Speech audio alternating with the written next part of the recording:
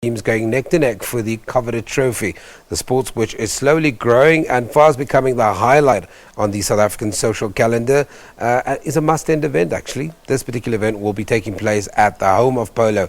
That's Inanda Club in Sandton and Craig James joins me now from the Land Rover Polo tournament. Craig, good morning, how are you doing? Good, welcome thanks, back. Thanks, man.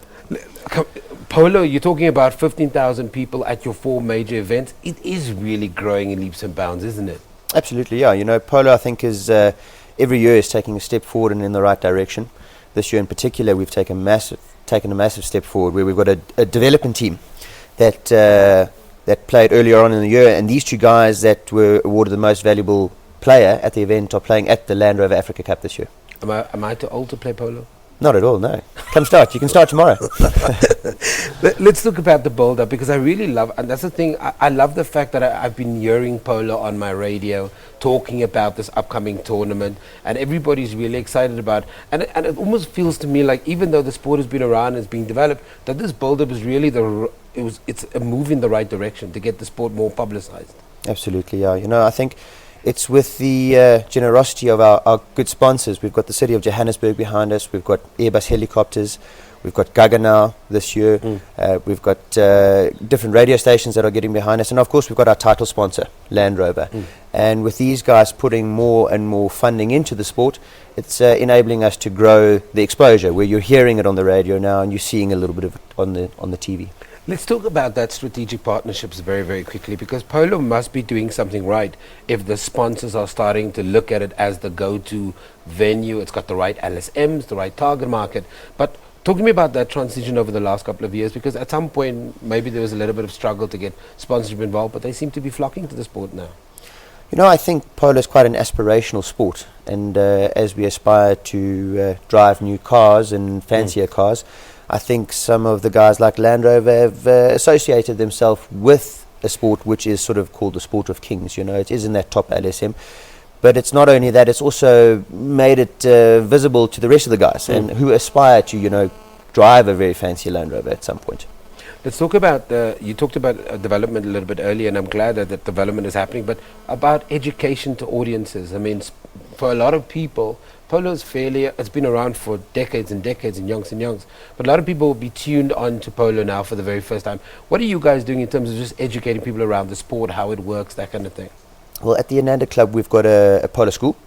So this is helping a lot to educate people about what polo is about, what goes into it, how to do it. And, you know, of course, as for yourself there, Sam, you're going to come and try it yourself and be educated.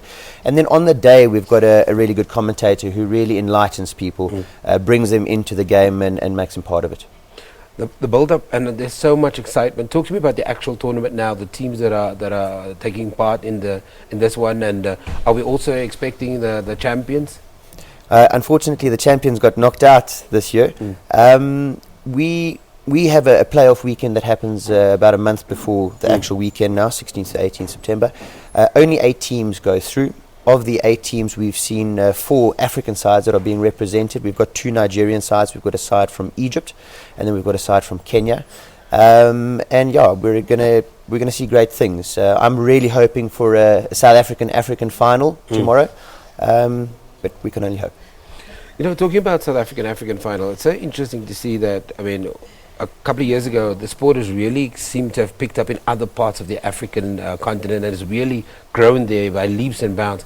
How are we comparatively to the rest of the world in terms from a continent perspective?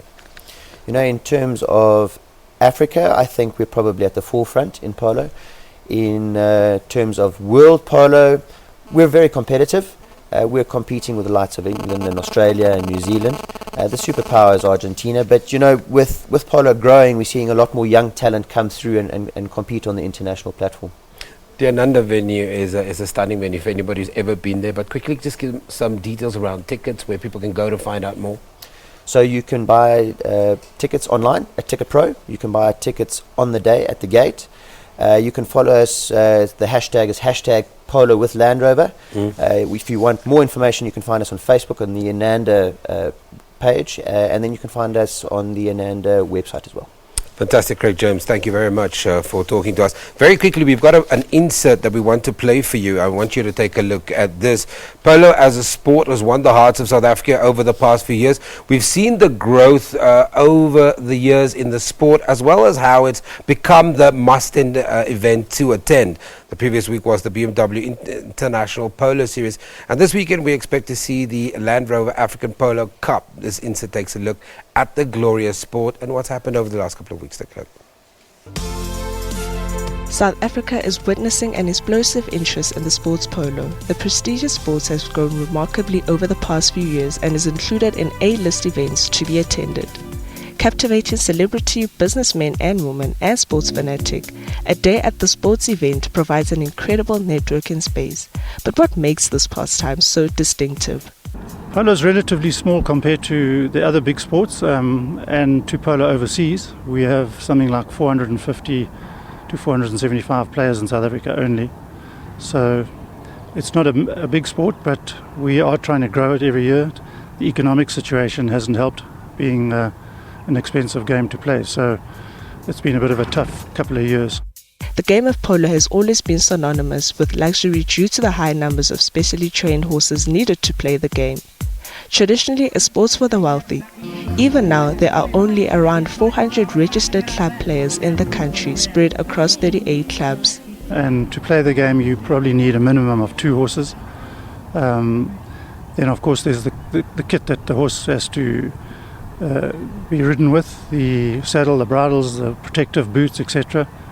Plus the feeding of the horse on a daily basis, plus your own kit, boots, helmet, sticks, knee guards.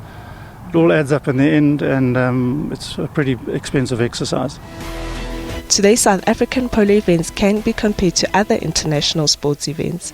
As the horses are well trained, the players are more experienced, and there are state-of-the-art local facilities. In addition, by hosting international tournaments such as these, South Africa can also showcase a country to new audience, promote tourism, business and sports. For young people, it's a sport that obviously gives you a lot of opportunities. You get to meet a lot of important people and travel to many amazing places. So it is a way of living. It's definitely hard, like many other sports, but no, for sure it gives a lot of young people opportunities. The growth in the sport can be seen through the top-tier sponsorship it's attracting, with international brands aligning themselves with the movement. Polo is usually associated with sophisticated style, drinking champagne, dressing up in design gears, driving super fast cars. But the rather expensive sport is now made accessible to the aspiring market. We need to try and expand those, what we call polo schools, so that, to other provinces and to other centres, so that we can encourage people to take up the game, because I can assure you, once the bug bites you, you won't want to stop playing.